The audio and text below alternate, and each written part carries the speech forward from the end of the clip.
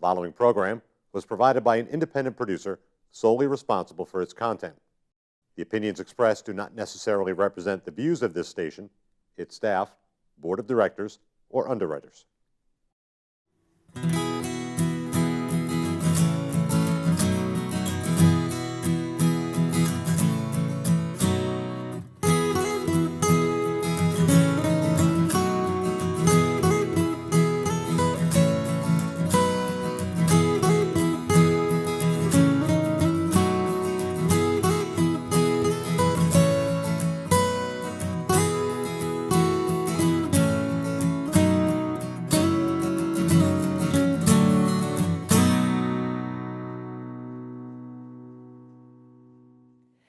Today's episode of Music Matters, we have the band Flight. I want to welcome Flight to the studio today.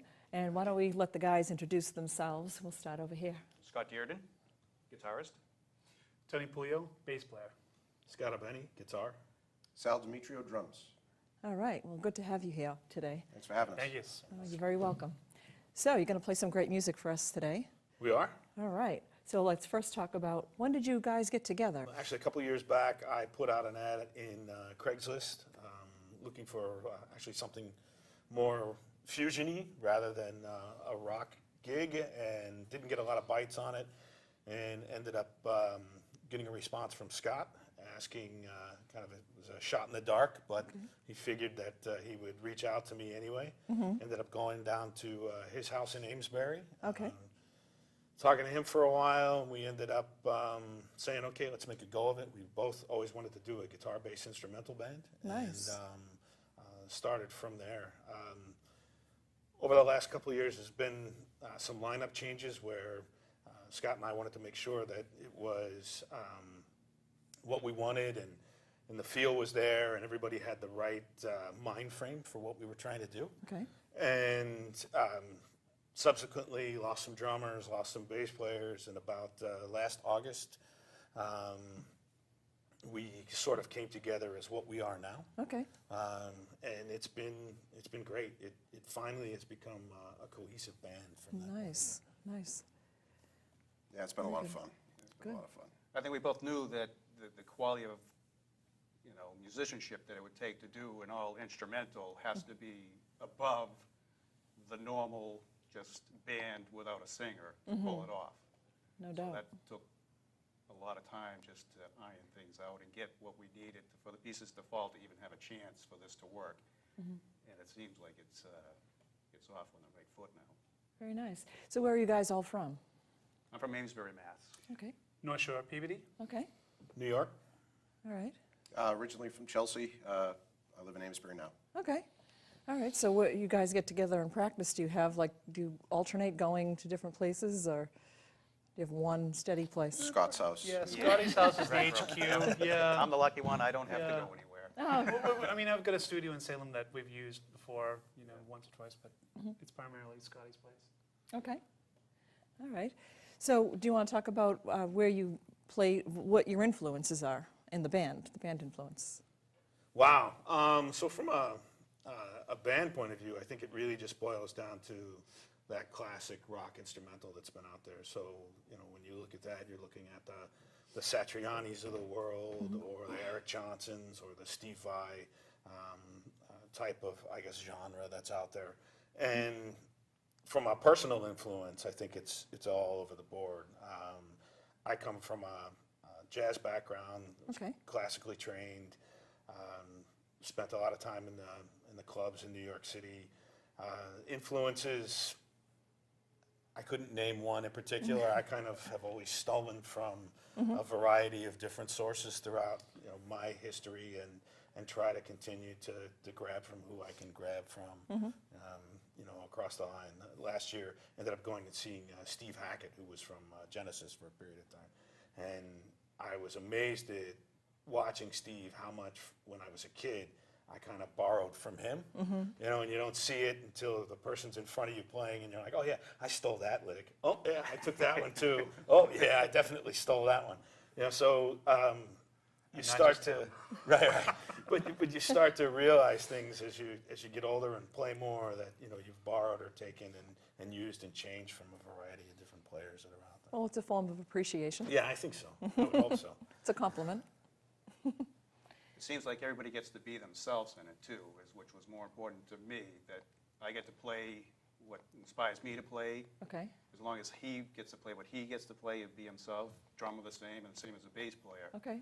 And You know, we all write our own parts, which is we all have refreshing. good ears. We know if it sounds good or not. We don't have a big battle over it. It just, we work There's things really out. no ego, and that's one of the reasons why we joined and formed together. I'm the last guy to come on board. Okay. As a bass player, I'm usually a hired hand with a lot of people, and a lot of acts are like saying, well, come on in and give me your spin. But it's not always the case. I play with a lot of really good guitar players that really wanted me to do what they wanted me to do. And in this, it's pretty much a cohesive unit. I've never been told, don't do that in this band.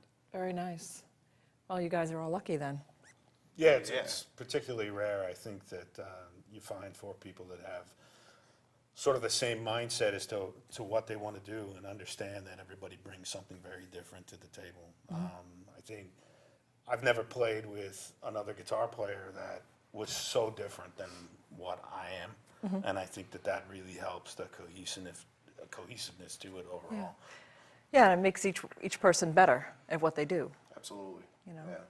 for sure. Yeah, it's encouraged to be different, to play different parts, you know. What can we do to spice this up? What can we do to... Yeah, that's another thing. I've never seen two guitar players work so easy together. And this is Scott's. Yeah, it's always been the running joke, you know. One of the things I told Scott right off the bat was, you know, I once fired another guitar player while we were playing a gig. Really? Like, on stage, I was just like, go, just go. You know, you're done here, just go. Wow. Guitarists are very frustrating to be around, and the fact that these two put up with two guitar players instead of just one, you know, it's the old thing. It's not always easy. I know, right? Guitarists are frustrated singers, right? So it has worked very well. I think from a band perspective too, Tony is not your typical bass player in the sense that sure, he's laying down the bottom and he's doing all the things that he needs to do to work with Sal, but he's also like having another soloist on stage Nice. at times too. So there's I guess a controlled mayhem that Sal has to deal with on a regular basis. Yeah, Sal has to deal with the most, actually. So, You have to deal with the most, huh? you know, hey, somebody's got to do it. That's right. But it's Sal's drumming that ties it all in too, so. Yeah, lays the foundation. Yeah, you know, without what he does with the drums, would have what we all three are doing fall short if it's not up to what he's pulling off. Well, it sounds like you all came together at the right time in the right place. Yeah, it took a while. You know, and I threw out that August date of last year because that's where it really started to gel. Sal came in, the October of 2014, right around there. September.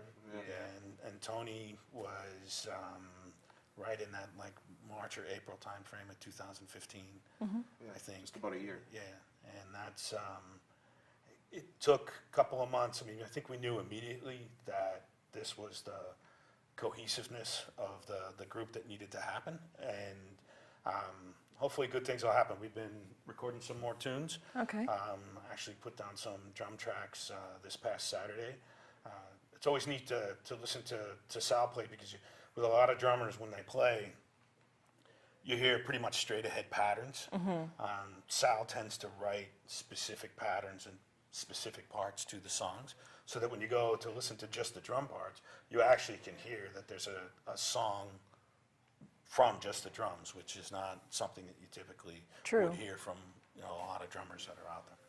It's great for me, so if I just mind just wander, I'm playing, I just have to listen to him and I know right back where we are. Like an anchor. That's it. Well, no need for a drum machine here. So, you guys were talking about your music. Why don't we listen to one? You going to play a song for us Yeah, now? All right, what song are you going to play for us? First song we're going to play is a song called D, All right.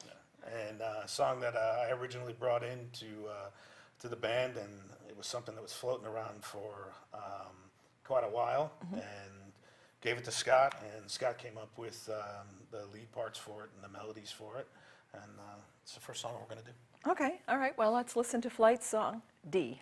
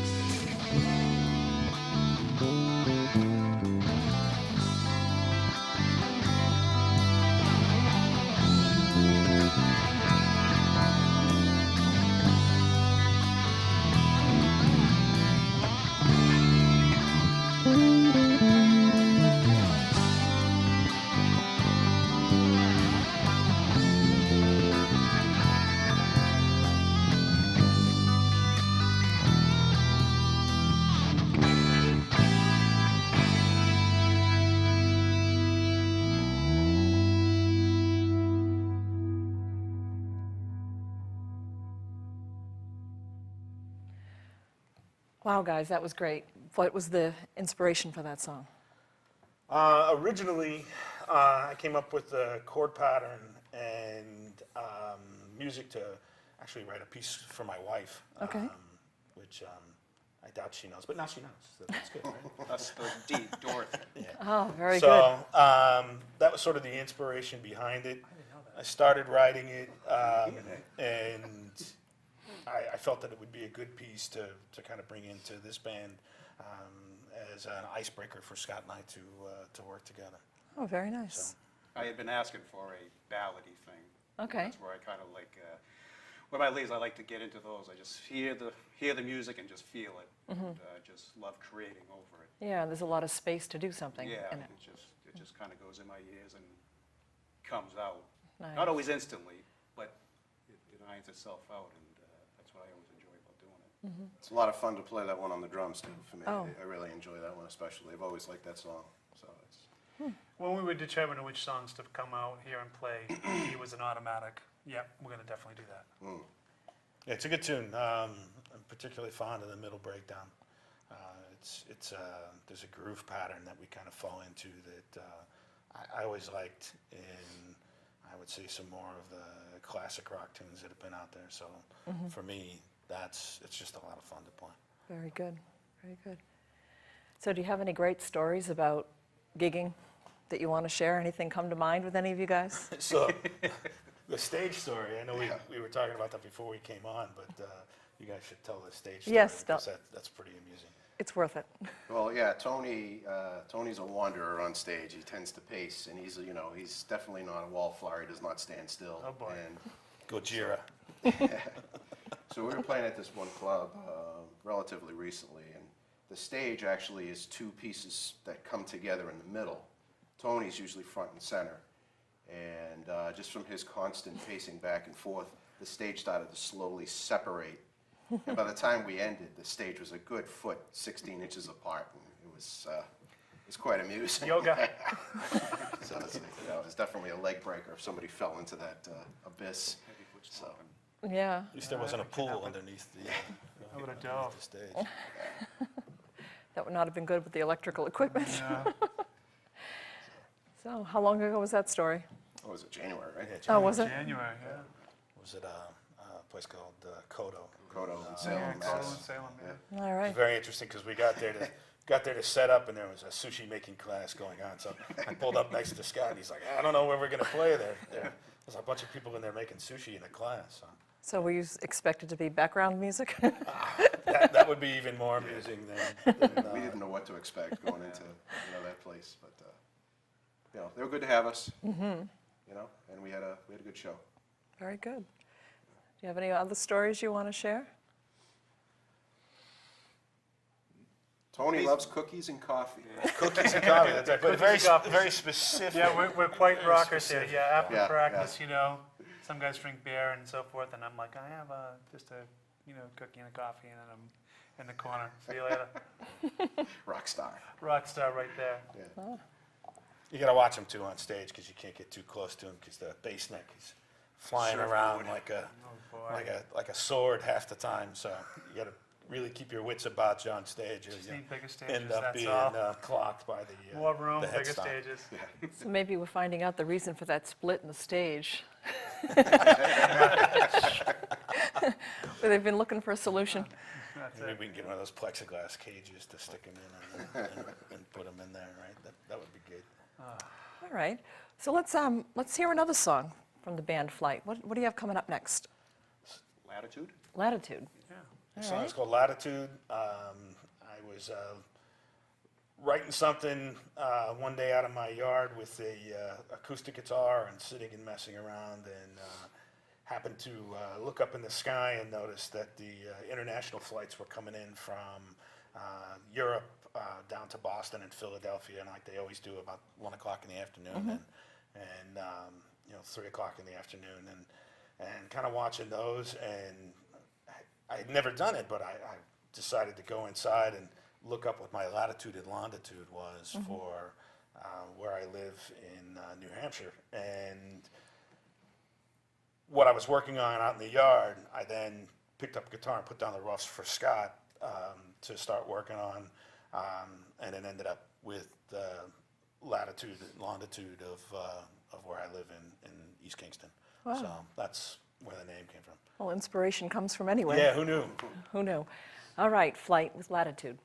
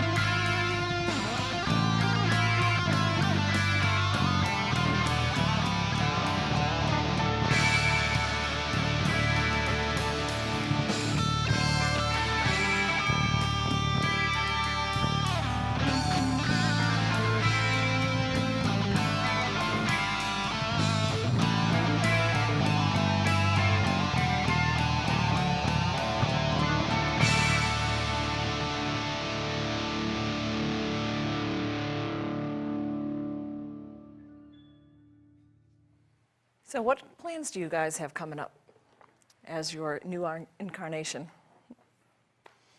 Well, we're working on the demo right now. We're Okay. putting out a lot of new music is our main goal. Okay. It's really all about just trying to crank out some new music at this point. Prog festivals too. We're going to look to get in some bigger stages and playing with some other instrumental bands. So maybe take it to NAMM next year in 2017, so Winter NAMM. Oh, good plan. Yeah. Yeah, it's good fun. Good fun. I went with Tony this year, and it was pretty exciting. Yeah? If you're a music geek, NAMM is really, it's almost overwhelming. You know, it's 95 to 97 decibels no matter where you walk on the floor at any given time. It's the bliss. candy store. There's so many amps, there's so many guitars, there's so much music, there's so many musicians wandering around. It's great. So if we could get the chance to go out there and play, I think we should jump all over it. From a music point of view, I think everybody will agree over the last few months with songs, a couple of them that we're doing today, like Latitude and with Ohm's Law, which is coming up, we are starting to get in a very specific groove as to how we're writing, and as Tony would say, you know, these songs sound like flight songs. So the band is starting to get a personality to how the music is sounding and to what is expected from everybody in the band. So a good part about that is that we are developing a sound that's our own, and the hard part is then getting that recorded and worked out and put together, which is what we're in the process for now. So this last weekend we did drums for Latitude and drums for Ohm's Law. Over the next, I'd say, 2 weeks to 3 weeks, we'll hopefully get the rest of the instruments down and take it out to get it mixed and mastered. So more to come. There's more songs in the queue that we need to get recorded and worked out, and I guess we'll see. You know, none of us are really spring chickens, right? So I guess we'll see where it takes us and go from there. But like Tony said, hopefully get us on as many stages as possible. Yeah, that's the whole point. We want to get out as much as we can, and that's not conventional clubs, but doing other festivals, possibly. You know, who knows? Maybe South by Southwest. There's definitely a market, I think, a small growing market for what we're doing. It's definitely in the minority, but it's getting bigger. So we're going to just keep on doing what we're doing. Yeah. It takes a lot of work, that's for sure. Yeah. As I found, I know the four of us, we could write a pop song in about 2 hours. Right. But I haven't even kept track of how many hours we have into some of the songs we do, but it's a lot more than 2 hours. And it seems every time we get it to a point where we know where it's going, all of a sudden the light goes off and it goes into a different direction, which, it's not a bad thing. It's just, that we've just added at least 2 more rehearsals to try to Very much so. bounce other ideas off each other to get the song to go where it's going to go. So none of this stuff that we've been up to is very quick and easy to create. Even though I know we could do it that way, but it just at a certain point we decided that that's not what we're doing here. Right. And quick and easy sometimes leads to things that are popular and then disappear. Yeah. I mean, there's a plus for that. You could write something that's very catchy and Right. you got a good hook in it and all that, but that's not what Flight is. Direction it was going into. Right. And that's a big thing with Flight is, like, we all write, and we all write in several styles. I mean, there's some heavier things that Scott's done. There's some fusion things that Scott and I have done. We know that there's a certain kind of formula and mold that's going to fit for what Flight does. And we make sure we write within what we think the representation of Flight is. All Yeah, right. it's gotten more progressive too, I think, as we've sort of evolved together, and it's definitely not cookie cutter, and it's just No, yeah, definitely. it's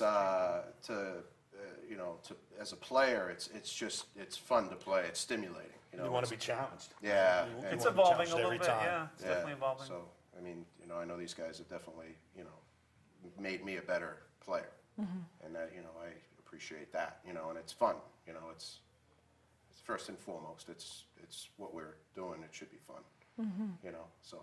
I wish we were able to get this together, 20, 25 years ago. When life is easier and there's less kids and there's less, house pressure and all of those other things. That, I would have been kicked out. that we I was all just know gonna so say well, something. I would have made it. you I know. was gonna say you wouldn't be who you are now. When you could rehearse 3 nights a week with the same band Yeah. and still, pay whatever rent and do what you needed to do. But it is what it is, and hopefully we'll be able to just keep pushing along and getting farther along down the road and doing what we need to do from that perspective. It's a blast. I think everybody comes from a very different background from a music perspective, from influences, from what they listen to and throughout their life, and that helps when it comes time to get through the writing process. There's a lot of bands that Tony listens to that I've never listened to. A lot of bands that Scott listened to that I haven't listened to, and vice versa. And all of that helps and brings in a very different influence when you go to write. So I'm hoping good things as we go forward. Does anyone want to comment on the state of popular music? Or would you rather just not say anything? Just mention that Johnny D's just went out of business. Yeah. It's another 47 years, right? Yeah. Some 10 years, institutions. Live music, and we won't even get into it, but as far as getting paid as a musician, it's non-existent as far as low as the tier goes. And here it is, people play for nothing, and there's still venues are closing. Yeah. So I grew up playing the New York club scene. Kenny's Castaways, Bottom Line, Bitter End, CBGB's, China Club, all those places in Manhattan. And if you look now at what's left, none of those are left. I mean, very few of them. There's Bitter End is still there. Who knows how long that'll kind of hang on. It's disappointing because there's really no place to play from a music perspective. Not only that, it used to be hard to get people to go out to hear new music or live music. Now it's even more impossible to get people to go out and hear it. From a pop perspective, I don't know when you graduated college or you guys or high school, but you know, I graduated high school in 1982. If I turn on any of the rock stations in this area, that playlist that they're playing right now is almost identical to the playlist that it was my senior year in high school. Something's wrong. Yeah. So is there new music out there? Yes. Is there great new music out there? Yes. You know, if you look at bands like Bring Me the Horizon, a lot of the bands that are on the Warped Tour, tour on a year and year out point of view, there's tons of fantastic music happening. Yeah. But you're not hearing it. The on vehicle radio. for delivering Right. it has changed. And you know, the live venues, you go to the shows, whether it's down in Worcester or House of Blues or wherever, and you know, there's 6 and 7 bands on the bill that are playing, and they're all fantastic bands. But it's word of mouth. So I'm glad I have, you know, kids that are still home.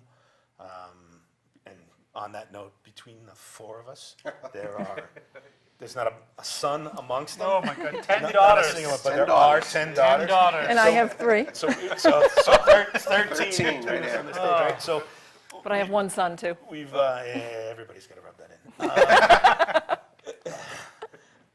Amongst that, though, we've been joking that we have to write a tune called 10 Daughters. Because Oh, that will happen. yeah, Yeah, it it has definitely needs to happen. And then you'll come back and play it. But if it wasn't for my kids, I don't know, you know, where I would find the bands that are out there that are good in making, you know, new music. You know, you look at bands like Paramore, right? Paramore is an amazing band, a real powerhouse of a band. They're not on radio airplay at all. So why aren't those bands getting the radio? I mean, some airplay places that in they Europe you still deserve? have that live draw, and definitely in South America, but here it's extremely tough. Right, and so I come from a musical family. My father's a very well-known Grammy Award-winning jazz pianist, arranger, composer, and he ran the WDR Jazz Big Band in Cologne from 2002 up until 2014. And you know, jazz is America's music, right? And it's hard to fill a theater or a venue or whatever, a performance place with jazz here. And in Germany, they're selling out, you know, 10,000 seat, 12,000 seat theaters and places with a jazz big band, which you would never see here. It's just absurd that we're letting it go by the wayside while the rest of the world is still going out and hearing live music. And I imagine that's got to be a cultural thing where we just don't find it important anymore. So we need to change that. We do. Yeah. We do. All right, so you're going to play another song for us today. We are. Next song is Ohm's Law. Okay. Ohm's Law was kind of a Frankenstein tune, right? I mean, there was. I had a part that kind of went with something that Sal and Tony were doing, and I put that together. Scott had another part that sort of became the basis for the verse and chorus part, and it, for whatever reason, kind of Frankenstein together over like a 3 or 4 week period to end up turning into, I think, one of our it's like a cool tune. definitive sort of what Flight sounds like and what it will continue to sound like, you know, going forward. Right? Yeah, there's 2 electricians in this band, myself and Scott, so that's where the Ohm's Law electrical reference came into play there. Very nice. Isn't every homeowner an electrician? Some degree. All right, well, here's Flight with their song Ohm's Law.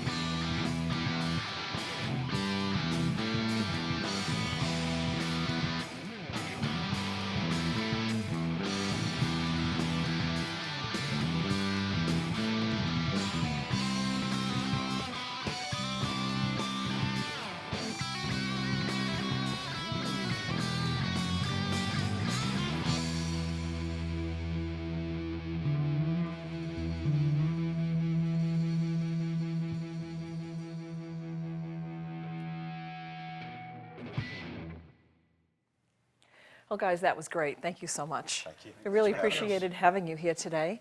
And now, why don't you tell our viewers how they can find you? So we do have a website that's up. You can go to flight-band.com and learn all about us.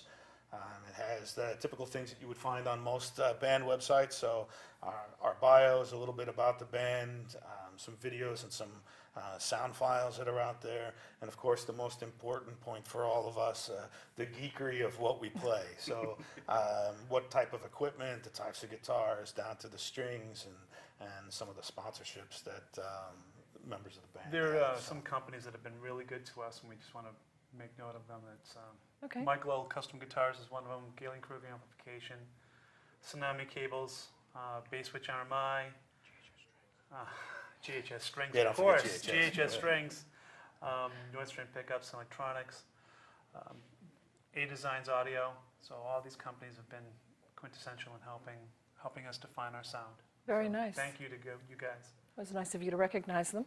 Absolutely. All right. Well, thank you again for coming in the studio, and hope to have you come back when that music CD project is completed. Will do. All right. Thanks much. Absolutely. Yeah, All right. Thank you so It's been much. great. Thank you, Sal. Thank you, Scott. Thank you. Thank you. Oh my God, Tony. Scott, It's Scott. Scott's good. Scott, All right. Scott. That's how you All right. Thank you all. Thank you. Thank you.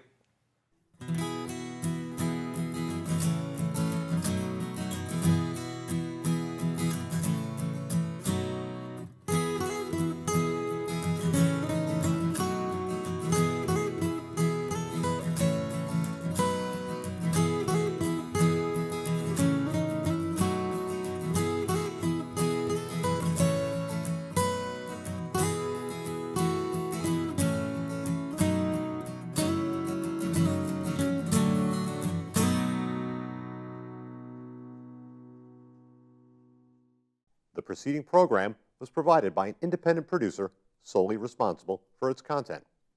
The opinions expressed do not necessarily represent the views of this station, its staff, board of directors, or underwriters.